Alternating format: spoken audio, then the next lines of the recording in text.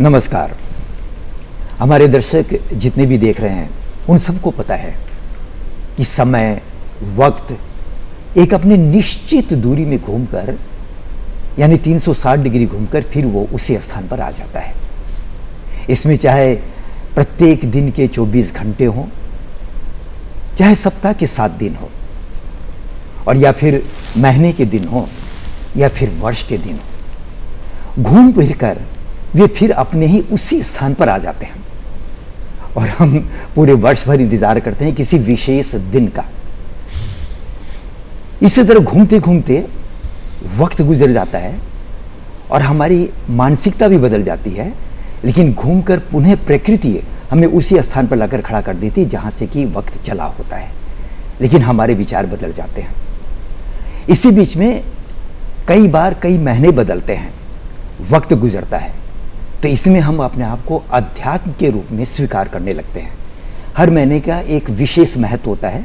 किसी किसी महीने में हम अपने अध्यात्म को पूरी तरह जोड़ते हैं। अध्यात्म कहने का मतलब कि हम अपने धार्मिक रिवाजों में जुड़ जाते हैं। तो ऐसे ही अभी हम हमारे दर्शकों को बता दें कि चैत्र शुक्ल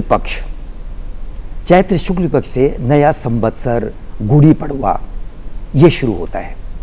अभी 2081 कुछ दिन पहले ही लगा है। तो चैत्र शुक्ल पक्ष का एक विशेष महत्व है कि इसमें हम कई तरह के वार त्यौहार मनाते हैं, कई तरह के हम अपने रिवाज मनाते हैं। तो ये हमारे लिए बड़ी खुशी की बात है कि आज स्टूडियो में पधार चुके हैं हरीश जी तिवारी। श्री हरीश जी तिवारी के बारे में मैं बता दूं कि ये पेशे से इनकम टैक्स के प्रैक्टिशनर हैं और साथ ही श्रीमद् भागवत के ये प्रवचक भी हैं। इसी प्रकार ये अप्रैल का महीना चल रहा है और अप्रैल के महीने से लेकर अभी 2-3 महीने भीषण गर्मी होने वाली है। और गर्मी के बारे में तो हम कहते हैं कि उफ क्या गर्मी।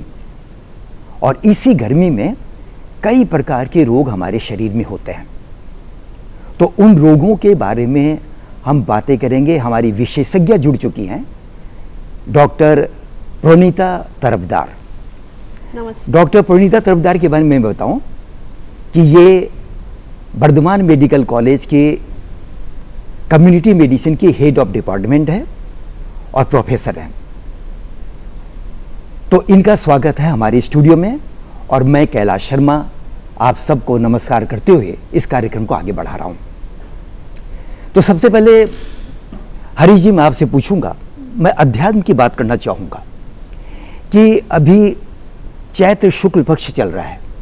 चैत्र शुक्ल पक्ष का महत्व बहुत होता है हमारे राष्ट्र में, हमारे हिंदू समाज में।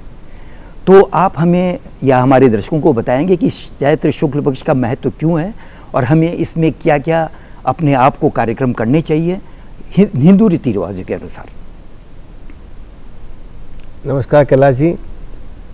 सबसे पहले तो मैं आपको और दूरदर्शन के सभी दर्शकों को इस नए संवत्सर, जिसको हम लोग विक्रम संवत बोलते हैं, 2081 की हार्दिक शुभकामनाएं देना चाहूँगा, जो कि चैत्र के प्रतिपदा से प्रारंभ होता है। इस बार का ये जो विक्रम संवत है, जिसको पिंगल नाम संवत्सर से भी जाना जा रहा है, आपने उसके बारे में जो पूछा, मैं थोड़ा इसको पीछे तक लेके जा रहा हूँ। केवल ये आप शुक्ल पक्ष विक्रम संवत से नहीं, पूरा चैत्र मास जो प्रारंभ होता है, हमारी संस्कृति और हमारे रीति रिवाजों में, हिंदुस्तान में, भारतवर्ष में पूरे इस चैत्र वर्ष से ही परंपराएं और पर्व प्रारंभ हो जाते हैं। जिसका सबसे पहला प्रारंभ जो होता है, जो ही हम होली के त्यौहार से निवृत्त होते हैं, राजस्थान में गणगौर का एक बहुत बड़ा उत्सव मनाया जाता है। सुहागिन युवतियाँ और सुहागिन औरतें और युवतियाँ गणगौर की पूजा 16-18 दिन के लिए करती, प्रतिपदा से वो प्रारंभ होता है और ये चैत्र की शुक्ल तृतीया तक वो 18 दिन का अनुष्ठान चलता तो है। गणगौर तो शायद पार्वती जी का रूप बनाया गया है जी। गणगौर जो है वो भगवती पार्वती की पूजा के रूप में अच्छे वर और सौभाग्य की कामना के लिए राजस्थान में ये जो पर्व है वो बहुत ही मान्यता प्राप्त है। तो शुरुआत से आप समझिए कि जहाँ जो ही चैत्र कृष्ण पक्ष शुरू हुआ वहीं से हमारा ये जो सांस्कृतिक पर्व मनाने का जो सत्र है वो प्रारंभ हो जाता है। और अब मैं आता हूँ, आप बात करते हैं हमारे नए विक्रम संवत की, जो कि प्रतिपदा चैत्र शुक्ला से प्रारंभ होता है, वो जिसको हम लोग नववर्ष, हिंदू नववर्ष मनाते हैं, गुड़ी पड़वा के नाम से जाने जाते हैं, और अन्य जगह पर पंजाब में भी होला मोहल्ला के रूप में मनाया जाता है, दूसरे इस प्रदेशों में भी इसको नए वर्ष के रूप में मनाया जाता है। इसका विशेष महत्व ये आता है कि सबसे पहला तो चैत्र प्रतिपदा जो है उसके दिन से ही सृष्टि की जो शुरुआत है वो हुई है। यानी ब्रह्मा जी ने जो हम सृष्टि आज हम देख रहे हैं, परमात्मा ने, ब्रह्म ने, जो निराकार ब्रह्म है, जो एक अकाल अकेला रहता था, उसके मन में ऐसा भाव जब प्रकट हुआ कि मैं अकेला हूँ, एको हम बहुश्याम है, मैं अपने आप को विस्तृत करना चाहता हूँ। उस परमात्मा के मन में जब ये भाव उत्पन्न हुए तो उस भाव की उत्पन्नता के साथ ही वो सर्वसमर्थ है। परमात्मा के बारे में कहा जाता है कि कर्तुम अकर्तुम अन्यथा कर्तुम सर्वसमर्थ है। उसके तो संकल्प मात्र से ये हो जाता है। तो जो ही उन्होंने संकल्प किया उस दिन से ये प्रतिपदा जो है उस दिन से सृष्टि का आरंभ हुआ, और उस दिन के बाद से ही ये जो सृष्टि चल रही है वो निरंतर चली आ रही है, जिसको हम लोग 4 युगों में बांटते हैं, सतयुग, त्रेता, द्वापर और वर्तमान में जो कलयुग चल रहा है। तो नहीं, इसमें जैसे अभी चैत्र शुक्ल पक्ष की जो प्रतिपदा आरंभ हुई है, इसमें एक नवरात्रि की विधि विधान भी है। तो इसमें लोग नवरात्रि करने का एक तरीका क्या है? मैं बता रहा हूँ, मैं उसी पे आ रहा था। तो चैत्र प्रतिपदा शुक्ला से जो ये प्रारंभ होता है, हमारे यहाँ पर जैसे 4 ऋतुएं होती हैं वैसे 6 ऋतुएं हैं, लेकिन मुख्य रूप से 4 ऋतुएं मानी जाती है। उन 4 ऋतुओं में अनुसार ही चारों ऋतुओं में नवरात्राएं हैं। 2 होते हैं प्रमुख नवरात्राएं। एक होता है जो चैत्र, जहाँ हमारा नवरा संवत्सर से प्रारंभ होता है, वो है वासंतीय नवरात्र। और एक आश्विन में हम लोग जो करते हैं, और पर्टिकुलरली बंगाल में जब हम दुर्गा पूजा मनाते हैं, उसको शारदीय नवरात्र कहा जाता है। दोनों ही शक्ति के जो हैं उपासना के प्रतीक हैं, दोनों में ही शक्ति की उपासना की जाती है। और 2 नवरात्राएं और होते हैं जिनको गुप्त नवरात्रा कही जाती है। वो पहला है आपका आषाढ़ में, जिस समय हम लोग उड़ीसा में रथ यात्रा मनाते हैं, उस समय भी नवरात्रि होती है, और वो नवरात्र जो है वो गुप्त माने जाते हैं। और दूसरा नवरात्र होता है माघ मास में, जिस समय हम लोग सरस्वती पूजा करते हैं, बसंत पंचमी, वो भी। ये इस तरह 4 नवरात्र जो हैं वो हैं, लेकिन प्रमुख रूप से 2 नवरात्र हैं, वासंतीय नवरात्र और शारदीय नवरात्र जो हैं वो हमारे मध्य में प्रचलित ज़्यादा हैं। आपने बात कही कि ये जो वासंतीय नवरात्र में हमें क्या करना चाहिए। जैसा कि आपने पहले ही कहा, नवरात्र में हम शक्ति की उपासना करते हैं, और शक्ति का उपासना करने का एकमात्र उद्देश्य यही है कि हमारी जो विचार है, हमारा जो सोचने का तरीका है, उसको हम शुद्ध करें, भावों को शुद्ध करें, मन को शुद्ध करें। और जब हमारा मन और विचार शुद्ध होंगे तो हमारा जो शरीर है ना वो भी शुद्ध हो जाएगा। इसलिए शक्ति की उपासना के लिए ये नवरात्र का पर्व मनाया जाता है। मैं अब आपको यहीं थोड़ा सा रोक रहा हूँ, और मैं अपने एक बार दर्शकों को बताऊं कि जब बारिश होती है तो हम सोचते हैं कि बारिश किसी तरह रुक जाए, शीतकाल शुरू हो जाए। जब शीत शुरू होता है तो शुरू करते हैं कि अरे किसी प्रकार गर्मी आ जाए, और ये जो सूरज दक्षिणायन होता है, यानी सूरज जब दक्षिण की तरफ जाता है, चाहते हैं कि उत्तरायण हो जाए, और 14 जनवरी के आसपास सूरज उत्तरायण होता है तो गर्मी आना शुरू होती है। और जब गर्मी आती है तो उस गर्मी में हमारी बस सारी इंद्रियां ढीली हो जाती है, और कहते उफ गर्मी। और इस गर्मी में हमारे कई तरह के रोग होते हैं। अब ये रोग क्या क्या होते हैं, तो हमारे साथ जो विशेषज्ञ जुड़ चुकी हैं वर्धमान मेडिकल कॉलेज की डॉक्टर प्रोनीता तरफदार, हम इनसे पूछेंगे कि मैडम, सबसे पहले तो आपका स्वागत है, नमस्कार। ये पूछें कि इस गर्मी में साधारण रोग क्या हो सकते हैं? गर्मी में बहुत सारे रोग होते हैं, पहले तो है ये, जैसे तापमात्रा बढ़ता जा रहा है तब हीट रिलेटेड इलनेस जो हम लोग कहते हैं उसमें आपका हीट स्ट्रोक हो सकता है, वो सबसे ज़्यादा माने बहुत गंभीर रोग है। हीट उससे कम है हीट एग्जॉशन, हीट क्रैम्प्स, फिर प्रिकली हीट जो शरीर में रैश होता है, ये सब हीट गर्मी के कारण ही होता है। और जो होता है गर्मी सीज़न में लोग बाहर का पानी पीते हैं, इसीलिए डायरिया, गैस्ट्रोएंटराइटिस ये सब बहुत कॉमन होता है। कॉलेरा का भी प्रकोप हो सकता है। और गर्मी में जहाँ पे मच्छर का ज़्यादा मच्छर होता है, हल्का हल्का बारिश होता है, फिर पानी जमता है, तो मच्छर से वेक्टर बॉर्न डिजीज़ जो है मलेरिया और डेंगू, अभी डेंगू का तो बहुत ज़्यादा हो गया है शहर में और गांव में भी जहाँ पे कंस्ट्रक्शन एक्टिविटीज़ चल रहा है, क्योंकि वहाँ पे पानी जम जाता है। तो ये सब रोग हम लोग देखते हैं गर्मी में। अच्छा, गर्मी में आपने कहा कि जैसे प्रिकली हीट या हीट एक्सपोजर, ऐसे कई बातें होती हैं। सबसे पहले तुम ये पूछूंगा कि एक साधारण प्रश्न कि गर्मी से बचने के साधारण उपाय क्या हैं, उसके बाद में तो फिर मैं आपसे कुछ और बातें पूछूंगा, मेरे मन में है। इसके बचने के साधारण उपाय क्या है? देखिए, साधारण उपाय ये है कि जो घर के अंदर है तो उनके लिए हम बोलेंगे कि पहले तो जब सुबह होते हैं, जब 10 बजे के बाद खिड़की सब बंद करके पर्दा ढक दे के घर को थोड़ा अंधेरा कर देते, क्योंकि विशेष करके जो सब खिड़की से सूरज आ रहा है, हाँ, बाहर की रोशनी आ रहा है, उसको थोड़ा कम होने के लिए पर्दा के इस्तेमाल कीजिए। और हम लोग पहले खसखस यूज़ करते थे।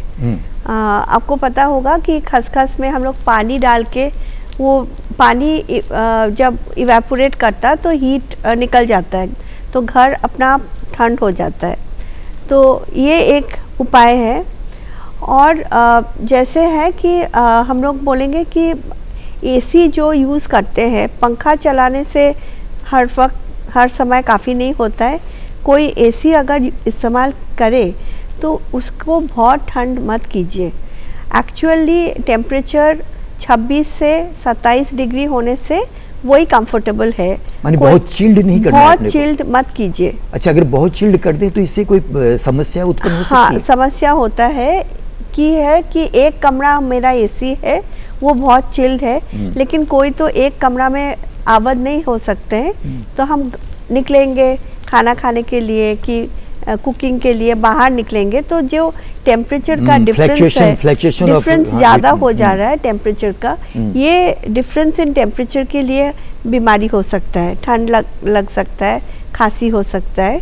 तो ये हम लोग बोलते हैं कि टेम्परेचर कंफर्टेबल जोन में रखने के लिए।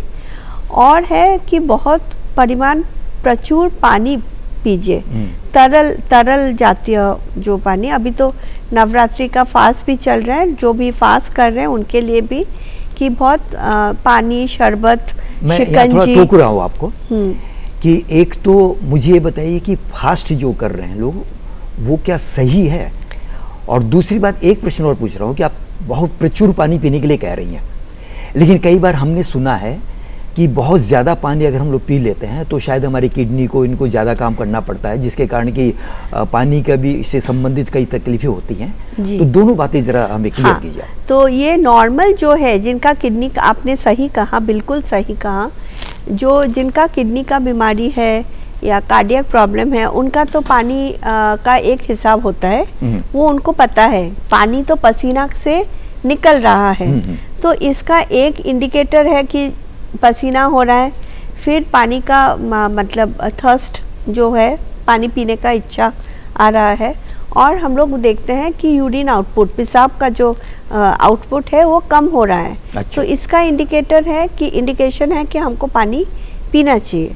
और नवरात्रि में जो फास्ट करते हैं वो तो सॉलिड नहीं लेते, सुबह दोपहर को सॉलिड नहीं लेते, वो व्रत खत्म होने के बाद ही खाना लेते हैं ना, तो उनके लिए हाइड्रेशन मेंटेन करने के लिए पानी, शरबत ये पीना जरूरी है।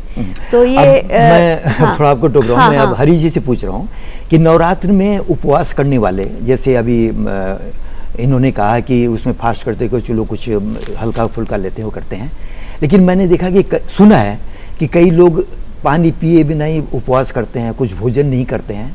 तो क्या ऐसा ही है या फिर ये जैसा बता रही वैसा भी है कि कुछ हम खा पी कर भी उपवास कर सकते हैं? देखिए, उपवास का जो करने का, अब आपकी जो शारीरिक और आपकी जो मानसिक और आपका जो बौद्धिक स्तर है उसके अनुसार उपवास होता है। यदि आपका शरीर और आपका मानसिक स्तर इस बात को मानता है कि आप बिना कुछ खाए पिए रह सकते हैं तो उपवास किया जा सकता है उस स्थिति में। लेकिन जिसका शरीर ही साथ नहीं दे रहा है, किसी को बीमारी है और वो यदि इस तरह उपवास करेगा कि मैं कुछ नहीं खाऊंगा या मैं केवल पानी पीऊंगा, तो वो उसके लिए, जैसा कि डॉक्टर साहब ने बताया, वो प्रतिकूल हो सकता है, उसके लिए हार्मफुल हो सकता है। तो सबसे पहले आपको अपने शरीर की स्थिति को देखना होगा, उसके हिसाब से ही उपवास करना। मतलब इसमें कोई हार्ड और फास्ट इसमें मैं बात बुद्ध का एक छोटा सा उदाहरण देता हूँ। बुद्ध ने कहा कि अपनी बीणा के तार को इतने मत कसो कि वो टूट जाएं और इतने ढीले भी मत छोड़ो कि उनसे कोई स्वर ही नहीं निकले। ये हमारा जो शरीर है वो वही बीणा है, उसको इतना कष्ट भी मत दीजिए कि ये बीमार हो जाए और इसको इतना आराम भी मत दीजिए कि वो आलसी हो जाए जी। तो उपवास का मतलब यही है। उपवास का मतलब होता है कि आपको अपने आध्यात्मिक स्तर को, आपके बौद्धिक स्तर को और आपके मानसिक स्तर को उठाना है। उप का मतलब होता है पास में, वास का मतलब बैठना। आपको उस परमात्मा के साथ अपनी तल्लीनता बैठानी है। इन 9 दिनों में आप उस शक्ति उपासना के रूप में उसके साथ बैठने का प्रयास कीजिए।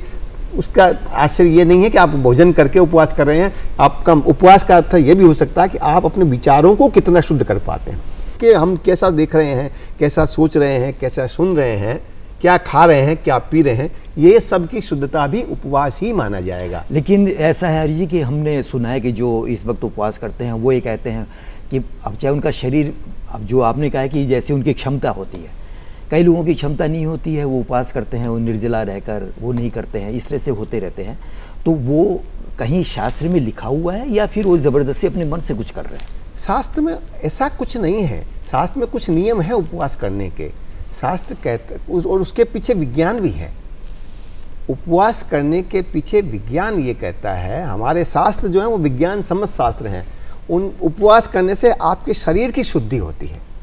आपके जो अव्यय है ना, आप हर दिन भर कुछ न कुछ खाते रहते हैं, तो शरीर उन अवयवों को, जो हमारे पाचन तंत्र हैं, उसको विश्राम देने के लिए उपवास किया जाता है। अब मैं डॉक्टर साहिबा से पूछूंगा, अभी इन्होंने कहा कि हमारे शरीर के पाचन तंत्र को विश्राम देने के लिए कुछ करता है, तो क्या मेडिकल साइंस में ये बात है कि अगर हम उपवास करते हैं तो हमारे शरीर को शिथिलता मिलेगी, उनमें थोड़ा सा शक्ति आएगी, ऐसा कुछ है उसमें? देखिए, अगर हम उपवास करेंगे, जो हम लोग बोलते हैं फास्टिंग, तो फास्टिंग के कारण हमारा बॉडी का जो बेसल मेटाबॉलिक रेट है, बेसल मेटाबॉलिज्म, वो तो कम हो जाएगा। लेकिन उपवास मतलब निर्जला उपवास तो अलग है। थोड़ा हम लोग सभी अभी सब काम पे लगे रहते हैं। पहले जो थे कि उपवास के टाइम में सभी घर में रहते थे, अभी तो वो पॉसिबल नहीं है, सभी अपने अपने काम पे जाते हैं। तो निर्जला उपवास बहुत डिफ़िकल्ट हो सकता है, शरीर साथ नहीं दे सकता है। तो वैसे फल भी तो खा सकते हैं, माने खाने का ऑप्शंस भी तो बहुत है। ये दूध, शिकंजी, नारियल पानी, डाब का पानी, छाछ, हाँ, लस्सी, ये सब तो उपवास में चलता है, इनका तो कोई प्रॉब्लम नहीं है। और जिनका डायबिटीज़ है, उन लोग तो अगर खाना नहीं खाएंगे तो उनको मेडिसिन भी लेंगे तो फिर तो ब्लड शुगर फॉल कर जाएगा ना, तो हाइपोग्लाइसीमिया हो जाएगा। तो वो तो एक इमरजेंसी है उनका, उसका कारण बहुत गंभीर समस्या हो सकता है। तो इसीलिए जैसे शरीर जिसको जितना साथ देता है उतना ही करना चाहिए। और उपवास में जो बहुत सारे ऑप्शंस है, पूरा निर्जला नहीं करने से भी फल खाके या शरबत ऐसे पीने से शरीर का न्यूट्रिशन भी मेंटेन होता है और हाइड्रेशन भी मेंटेन होता है। अच्छा मैडम, मैं अभी पूछ रहा हूँ, चूँकि गर्मी की बातें करते करते हम लोग थोड़े से अलग स्थान पर चले गए थे। अभी गर्मी के लिए कई लोग होते हैं बाहर काम करते हैं। अब मैं ये कहा जाए कि नहीं आप बाहर में काम दोपहर में मत कीजिए, आप शाम को कीजिए, लेकिन कुछ ऐसी मजबूरियां होती हैं कि उनको बाहर ही खुले में काम करना पड़ता है। कुछ लोग तो अपने घर के अंदर, जैसे अभी आप एसी की बात बताई कि एसी चिल्ड मत रखिए, कुछ लोग ऐसी जगह काम करते हैं जहाँ एसी बहुत तेज चलती है, मजबूरी है। कुछ लोग बाहर काम करते हैं, तो उनके लिए क्या सावधानियां हैं?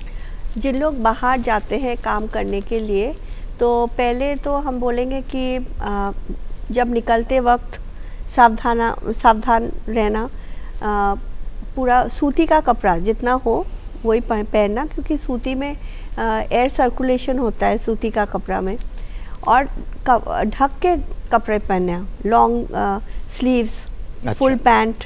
जैसे लोग आधी बांह का पहनते हैं, तो वो नहीं पहने। कई लोग तो गंजी उंजी निकाल के काम शुरू कर देते हैं। अच्छा, जिन्होंने गंजी निकाल के काम शुरू करते हैं, तो जैसे है एक, अगर कोई स्क्रीन होगा या छत, कोई अम्ब्रेला छतरी होगा, छतरी के नीचे, जैसे सोचिए हमारा जो पुलिस है वो तो बाहर, जो ट्रैफिक पुलिस है बाहर दिन भर काम करते हैं ना गर्मी में, तो अगर उनके लिए एक छतरी हो, फिर पानी का इंतज़ाम हो, और एक है रोटेशन, मतलब कुछ घंटे हम बाहर कर रहे हैं, फिर हम अंदर आके काम कर रहे हैं, फिर अंदर जो है वो बाहर काम कर रहे हैं। तो ऐसे शिफ्ट में अगर करेंगे तो एक्सपोजर तो कम होगा। हाँ, तो और जो पहले से उनका अगर शरीर साथ नहीं दे रहा है, तो उनके लिए तो पानी का इंतजाम करना ही चाहिए। माने आप कह रहे हैं पानी रखिए, थोड़ी सी छाया रखिए, छाया रखिए और रोटेट कीजिए। अच्छा, अब एक प्रश्न जो है महत्वपूर्ण प्रश्न, कि एक्सपोजर टू हीट वो हो गया। अब साधारण व्यक्ति तो डॉक्टर होता नहीं है, उसे तो नहीं पता है कि हीट लगी है या कुछ इसको और हुआ है कि शुगर फॉल हुआ है, तो उसके लक्षण क्या है, कि धूप लग गई है जिसको कहना कहते हैं, कि उसके लक्षण क्या है? अच्छा, कैसे हम पहचानें? तो देखिए, जैसे जो सबसे गंभीर सिचुएशन है वो है हीट स्ट्रोक। तो हीट स्ट्रोक, हमारा बॉडी का नॉर्मल जो तापमात्रा होता है वो 97.5 से 98.9 तक होता है, लेकिन हीट स्ट्रोक में क्या होता है, ये हमारा बॉडी का टेम्परेचर, कोर टेम्परेचर, वो बढ़ के 104 डिग्री हो जाता है।